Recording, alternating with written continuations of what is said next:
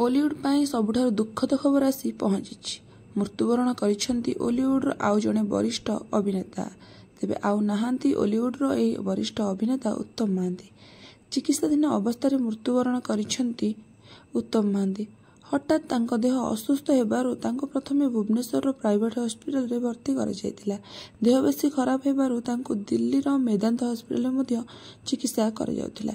ତେବେ ଚିକିତ୍ସାର କିଛି ଦିନ ପରେ ସେ ବର୍ତ୍ତମାନ ପାଇଁ ଖବର ଆସି ପହଞ୍ଚିଥିଲା କି ଚିକିତ୍ସାଧୀନ ଅବସ୍ଥାରେ ହିଁ ତାଙ୍କର ମୃତ୍ୟୁ ଘଟିଛି।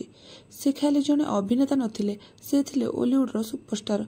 ଅନେକ ସାରା କଳାକାରମାନଙ୍କ ସହ ଅନେକ ସାରା ସିନେମାରେ ଅଭିନୟ କରି ବେଶ୍ ଲୋକପ୍ରିୟତା ଆଣୁଥିଲେ ଉତ୍ତମ ମହାନ୍ତି, ଯାହାଙ୍କୁ କି ସମସ୍ତେ ଡାହା ବାଳୁଙ୍ଗ ରୂପରେ ଜାଣନ୍ତି। ତେବେ 135ରୁ ଅଧିକ ଓଡ଼ିଆ ସିନେମାରେ ଅଭିନୟ କରି ଲୋକପ୍ରିୟତା ହାସଲ କରିଥିଲେ। ତେବେ ତାଙ୍କର ମୃତ୍ୟୁ ପରେ ବେଶ୍ ଭାଙ୍ଗି ପଡ଼ିଛନ୍ତି ତାଙ୍କ ପୁଅ ବାବୁସାନ, ସ୍ତ୍ରୀ ଅପରାଜିତା ଓ ବୋହୂ ତୃପ୍ତି। ତାଙ୍କର ଫ୍ୟାନ୍ସମାନେ ମଧ୍ୟ ଏହି ଖବର ପାଇବା ପରେ ଶୋକ ପ୍ରକାଶ କରିଛନ୍ତି।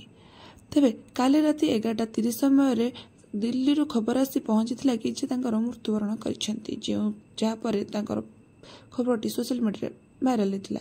ତେବେ ଏହି ଖବର ପାଇବା ପରେ ସାରା ଓଡ଼ିଶାଙ୍କ ଶୋକରେ ଛାଇ ଖେଳିଯାଇଛି। ତେବେ ବର୍ତ୍ତମାନ ପାଇଁ ଦିଲ୍ଲୀରୁ ଘରକୁ ଆଣିଥିଲେ ଉତ୍ତମ ମହାନ୍ତିକୁ ଓ ଘରକୁ ଆସିବା ପରେ ତାଙ୍କର ସମସ୍ତ ସାଥୀ କଳାକାରମାନେ ତାଙ୍କ ଶେଷ ଦର୍ଶନ କରିବା ପାଇଁ ଆସି ଉତ୍ତମଙ୍କ ଘରେ ପହଞ୍ଚି ଯାଇଥିଲେ।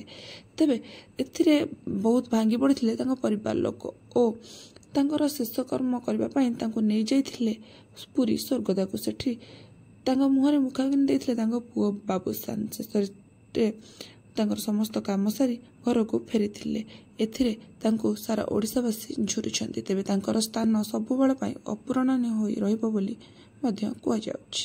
ତେବେ ଦର୍ଶକ ବନ୍ଧୁ, ଆପଣମାନଙ୍କୁ ଉତ୍ତମ ମହାନ୍ତିଙ୍କ ଅଭିନୟ କିପରି ଲାଗେ ଓ ଆପଣମାନେ ତାଙ୍କୁ ମନେ ରଖିବେ କି ନାହିଁ ନିଶ୍ଚିତ ଭାବେ କମେଣ୍ଟ ମାଧ୍ୟମରେ ଜଣାନ୍ତୁ। ଭିଡ଼ିଓଟି ଭଲ ଲାଗିଥିଲେ ଲାଇକ୍ କରନ୍ତୁ।